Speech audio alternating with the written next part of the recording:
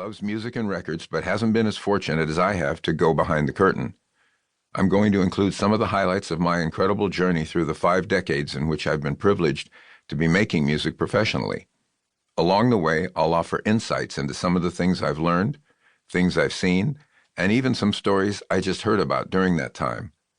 I will have to include some geek talk because, after all, I am a geek. The human memory is fallible, so let me apologize now to anyone involved in a story if I have remembered it differently than you do. After all, your memory about the situation may not be perfect either. A few definitions for neophytes might be helpful to start. The record producer is the person a record company makes responsible for delivering a record to them from their artist. Producers run the gamut from a musician that can write and arrange the songs and then just add the artist's voice to producers I've come to call chemists. They just put all the ingredients together, the artist, songs, arranger, musicians, engineer, and so on, shake it all up, and out comes a record. The majority of producers fall somewhere in between these two extremes. One kind of producer isn't necessarily better than another.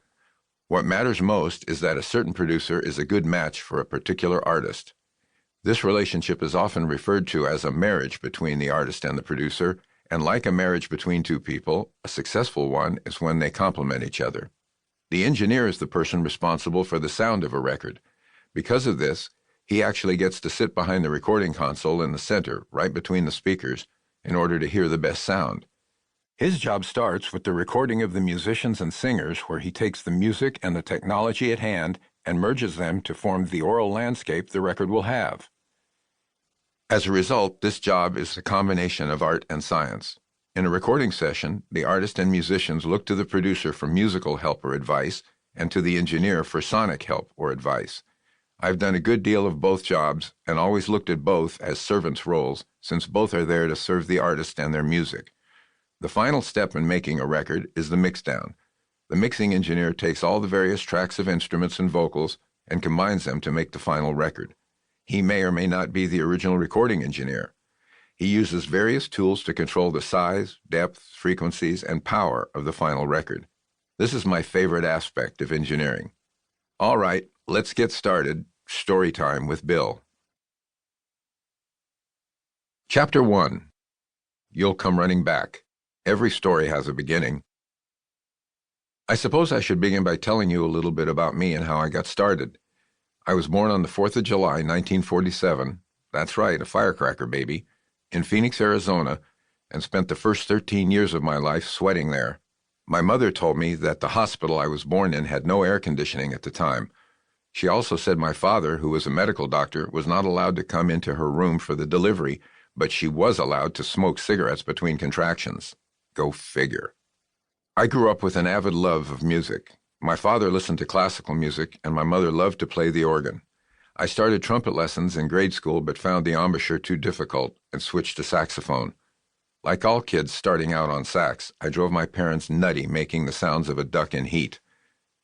At 11 years old, I started keyboard lessons on our organ. It was then that I realized I had an ear for music, although I took ill advantage of it at the start. Each week the teacher would give me sheet music with a song for me to play. I would ask him to play it for me first, and then pretend to read the notes while playing it back by ear. He finally caught on and stopped playing the pieces for me. When he passed away rather unexpectedly, my mom claimed it was because I drove him crazy. I didn't have any siblings, and as an only child, I had music to keep me company instead of an imaginary friend. I found solace in listening to records and was constantly mesmerized by them. The radio was a treasure trove of 3-minute capsules of entertainment.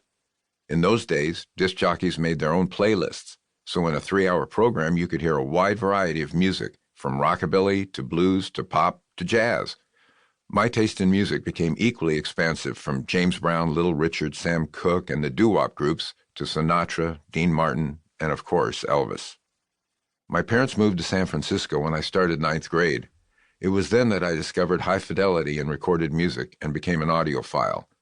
I remember going to a hi-fi show and being blown away by the incredible sounds that came from all the high-end amplifiers, turntables, cartridges, and speakers.